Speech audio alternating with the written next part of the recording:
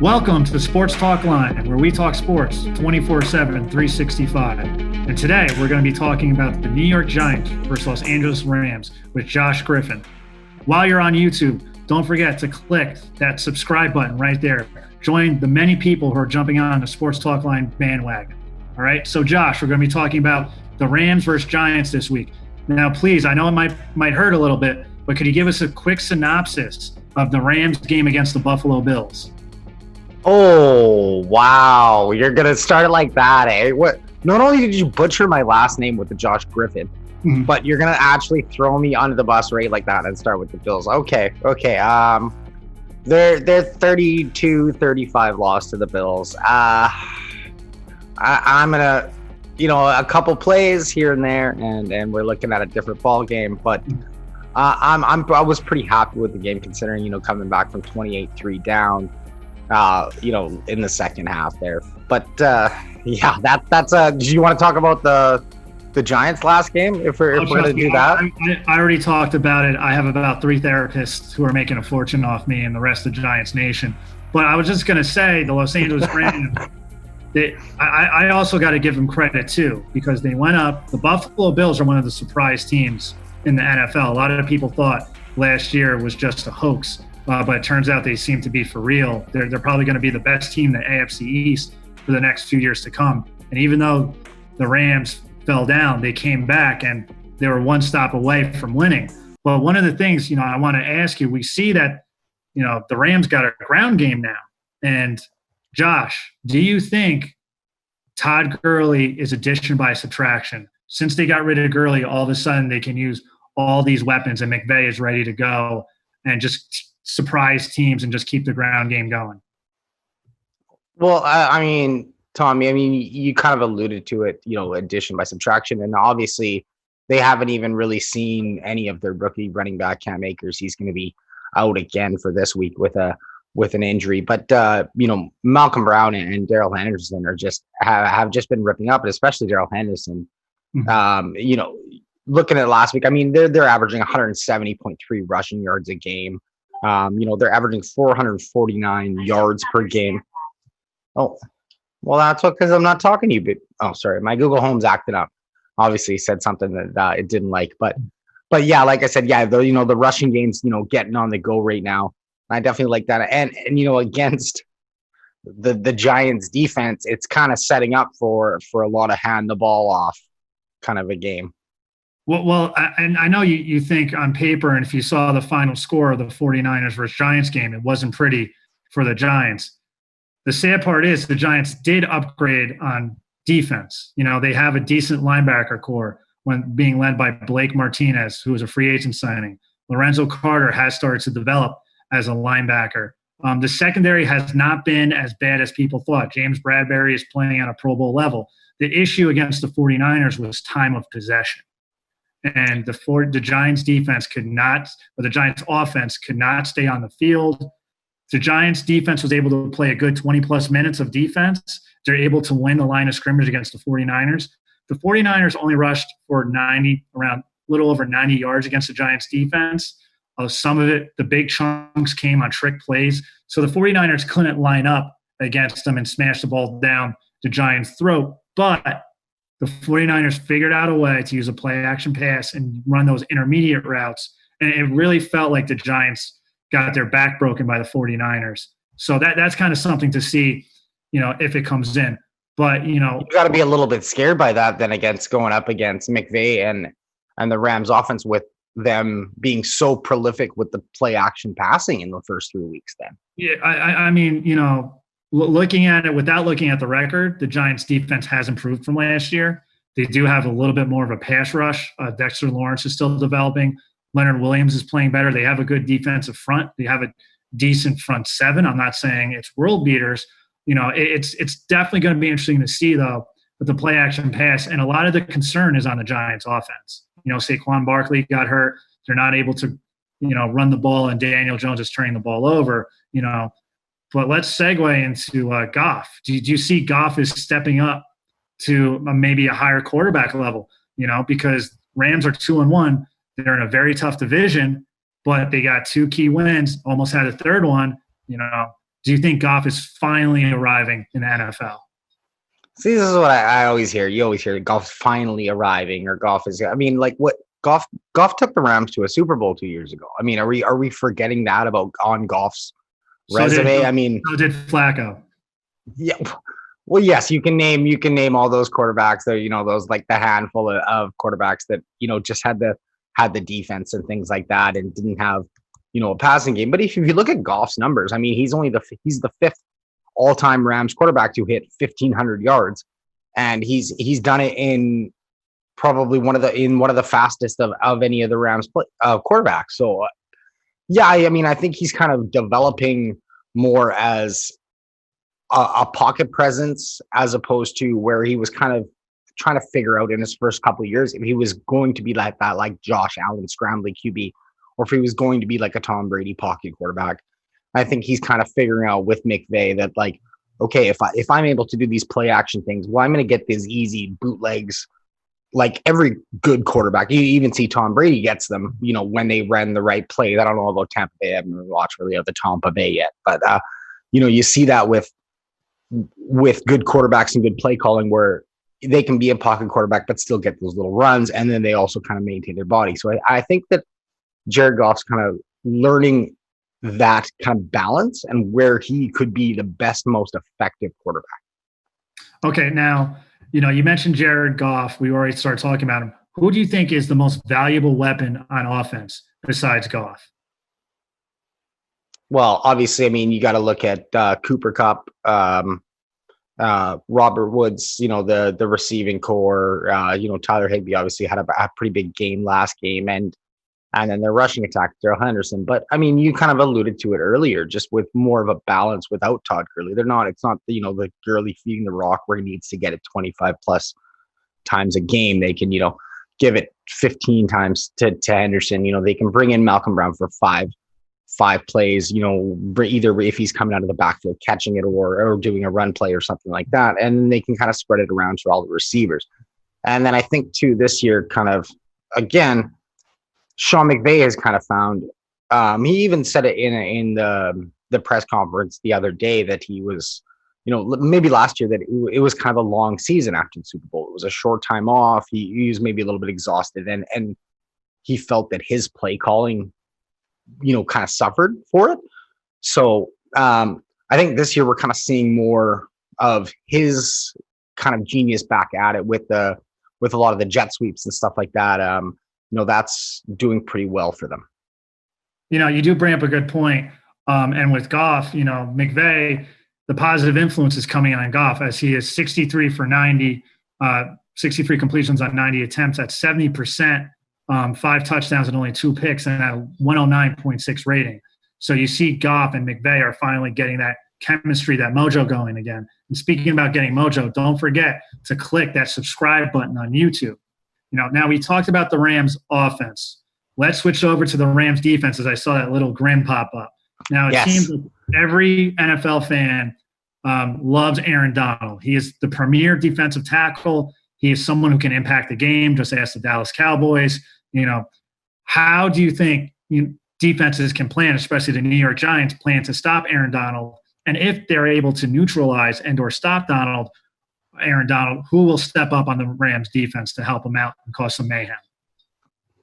Well, I mean, yeah, like you said, Aaron Donald causes nightmares. Joe Judge, what did he say? He ruins birthdays. Yes. So I thought that was pretty good.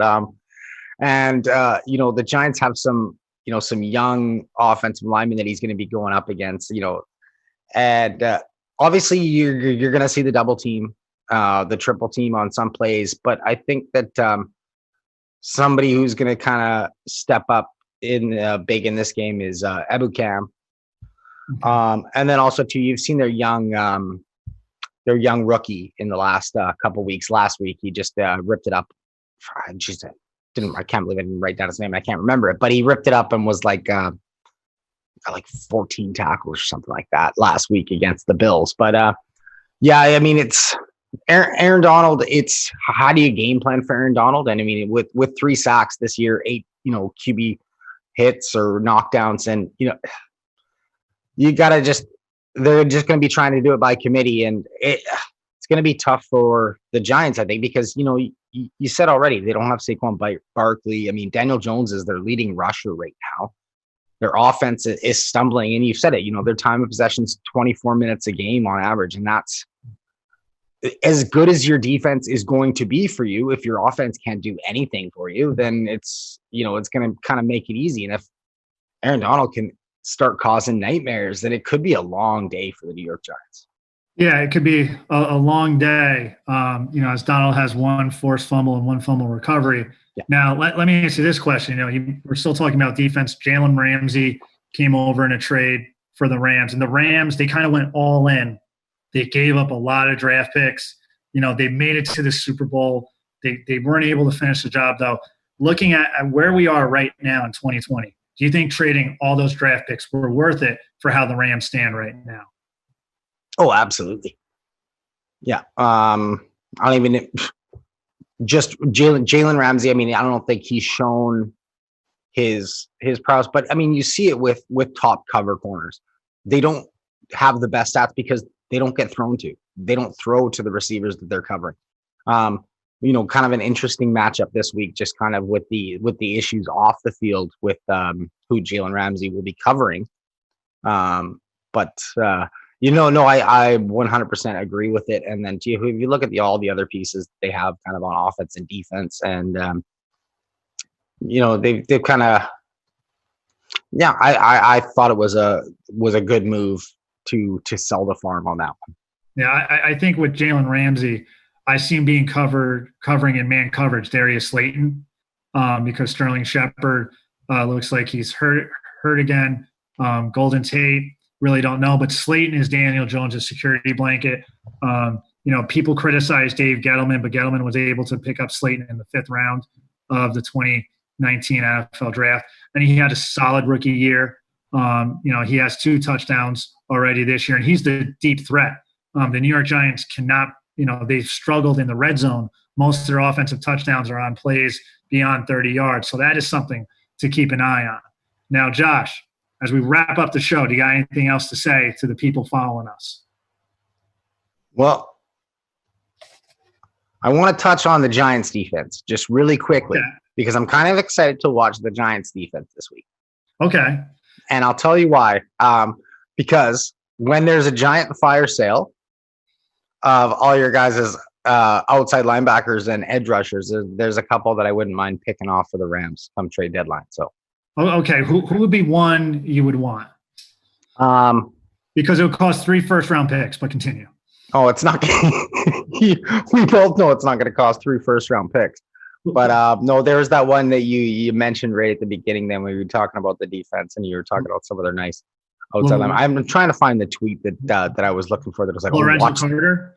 Yeah, I think Lorenzo Carter was on the list. Yeah, I think though too, if you're the Giants, especially if Joe Judge, because I see the point where I would not be surprised if Joe Judge is just giving full control over the Giants franchise after this year, because he kind of is doing the kind of Giant way and holding players accountable, which the Mara family has loved. But if you want Lorenzo Carter, he's still on his rookie deal, and he's a building block. I definitely see he would come at a cost. So it's definitely would be interesting, and we got to see who's going to be making those decisions going forward. But Lorenzo Carter, I can see why you would like him. He's starting to develop. I see Big Blue holding on to him though. You're big on Judge. I wanted to ask you how you felt about Joe Judge. I mean, obviously, kind of off to a rough start. Well, I think with Joe Judge, they were big on a culture change. And, you kind of saw a lot of the players buying in preseason and the way they played up for about two and a half weeks. The only issue is, though, if the losses keep mounting, it's going to be very difficult for the players to keep on buying in. So, I definitely think you mentioned the offensive line before. I definitely see some changes. I see Matt Pert coming in and playing a tackle spot. It could be left tackle, and they can move Andrew Thomas over to right. So I think I definitely see moves coming on the offensive line. We'll see how Devontae Freeman comes. Jason Garrett, I can see why Cowboys fans were glad he came to the New York Giants with some of the play calling. It'll be interesting to see. They start doing a more run-pass option with Daniel Jones because he is a mobile quarterback, which is something the Giants really haven't had since, I want to say, Jeff Hostetler in about the early 1990s. And I think you hit on it too, but Daniel Jones, he's the Giants' leading rusher, which is a bad sign. He's not the electric runner like some other cornerbacks are. He can run, but he needs to be someone that needs some support in the ground game. Yeah, but I mean, again, you got to look at, what the season's so different with Saquon Barkley. I think it was. It's just, Saquon Barkley had a great rookie year. And if you're going forward, and if you come into a rebuilding situation and you have Saquon Barkley as a chip, as a trade chip, you got to wonder, be like, how much could you get for Barkley? You just got to wonder and see what it is, because this ground and pound offense, the Giants' offensive line, it seems like it's a never-ending issue. Hasn't been rebuilt to where it needs to be. So you got to wonder if there would be a move like that taken by ownership where it's like, you know what, where are we? Talk to Saquon Barkley. He has a lot of talent, phenomenal talent. He doesn't have the pieces around him. So that's kind of something to wonder. Would they move him too? It's something a very gutsy general manager would have to do if they come in, but it's still an option. Well, you're talking to me who is the Rams fan, and they just moved away from Todd Gurley, who, is coming off some amazing years and is still a young running back, but apparently not young enough in this revolving running back door league. Yeah. I think the 49ers set it up where, you need two good running backs. You're better off with two good running backs than one great running back. Sorry, I was just reading what the producers got on the. That's all right. That's all right. I can block it out. That's okay. But that's all right. There's a reason why he's not a stand-up comedian. There we go. That is true. So yeah. So we got that. So do we got anything else we want to talk about today, Josh? I think throw up some predictions and then we'll wrap it up. All right. My prediction is pain. We'll see for who. When you really look at the Giants, though, okay, they're 0-3. Their opposition's record is 8-1. If you throw in the Rams, the opposition's record is 10-2. So for a rebuilding team, they have a very difficult schedule to start. Now, part of me wishes they had an NFC East game to start off the season, so they might have gotten that first win. But, it's going to be very difficult, especially going out to Los Angeles right now. Who knows? I'm not seeing sunshine and rainbows in the Giants' future. Yeah, like you said, the travel, the Rams just had to kind of do it back to back on the couple of weeks, and the Giants will be coming from all the way out east and to beautiful new SoFi Stadium. And yeah, like you said, the numbers just the numbers match up. It's such like Rams first in the league with a 56.41 third down conversion rating, and you got the Giants, which have the lowest at 58.14 against. So it's just things are matching up for it to be maybe a pretty good fantasy day for anybody who's got Rams players, and probably like you said, some pain for Giants fans. Yeah, it's we'll see. We might start meeting and congregating, apple picking, and trying to find some hard cider spots in the month of October, depending on how things go. Maybe, ice rink startup or something like that. Who knows? Maybe rewatch Super Bowl 46. There we go. Those are some of the options for us going forward. Fantastic. So before we finish up, I want to make sure to let everyone know to, again, like and subscribe to the video. Hope you guys enjoyed this Rams and Giants preview for Sunday. Game starts at 1:05 Pacific time, so that's 4:05 Eastern time in New York, where Tom is. Again, like and subscribe, hit that big blue button and join. You can get lots of extra perks. You can kind of join and interact with the show. You can join us in the green room on Discord and stuff like that. And make sure to follow me on Twitter at Joshua Griffith 0. And also, Tom will let you know where you can follow him and all that. Yeah, you can find me on Twitter at defense_com. It was great having you guys join us. Thanks for coming on, Josh.